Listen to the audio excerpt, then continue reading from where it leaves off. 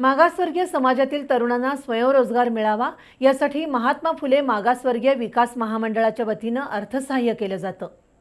थेट कर्ज प्रकरण योजनेअंतर्गत अनेक तरुणांची कर्ज प्रकरणं मंजूर करण्यात आली। मात्र गेल्या 2 ते 3 वर्षांपासून मंजूर लाभार्थ्यांना 1 रुपयाचंही कर्ज वितरण महामंडळानं केलेलं नाही।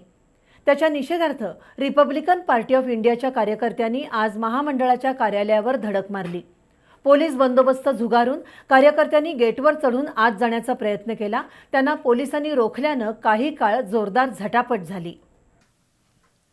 मागासवर्गीय घटकांना मुख्य प्रवाहात आणण्याच्या दृष्टीनं महात्मा फुले मागासवर्गीय विकास महामंडळाकडून स्वयंरोजगारासाठी अर्थसहाय्य केलं जातं। महामंडळाकडून अनेक तरुणांना थेट कर्ज प्रकरणं मंजूर करण्यात आली आहेत। मात्र या कर्जाचं वितरण गेल्या 2 ते 3 वर्षांपासून झालेलं नाही।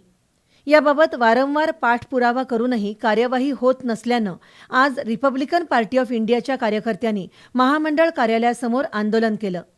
रिपब्लिकन पक्षाच्या युवक आघाडीच्या वतीनं कार्यालयाला टाळं ठोकण्याचा प्रयत्न करण्यात आला। मात्र महामंडळाच्या कार्यालयाचं प्रवेशद्वार बंद करून पोलिसांनी आंदोलकांना रोखून धरलं। त्यामुळे पोलीस आणि आंदोलकांमध्ये जोरदार झटापट झाली।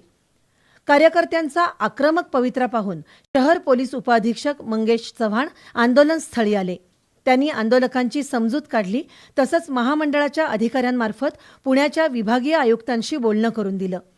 दरम्यान लाभार्थ्यांना दिलेल्या मंजुरी पत्राची होळी महामंडळाचे व्यवस्थापक पवार यांच्याच हस्ते करण्यासाठी भाग पाडण्यात आलं।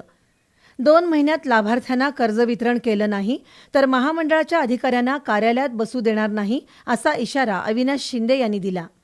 आम्ही संविधानाचा आदर करत असल्यामुळे आम्ही टाळ न ठोकता मंजुरी पत्राची होळी करून निषेध व्यक्त करून जर का 2 महिन्यात महात्मा फुले महामंडळाने कर्ज वितरण नाही केलं तर कर्मचाऱ्यांना कार्यालयात बसू देणार नाही अशा पद्धतीचा इशारा आम्ही युवक आघाडीच्या वतीने आज दिला आहे। आंदोलनात करवीर युवाध्यक्ष सुभाष कांबळे, संतोष कांबळे, किरण निकाळजे, अमर कांबळे, दिलीप कांबळे, अतुल सडोलीकर, बाबासो कागलकर, अनिल कांबळे, तानाजी कांबळे यांच्यासह कार्यकर्ते सहभागी झाले होते।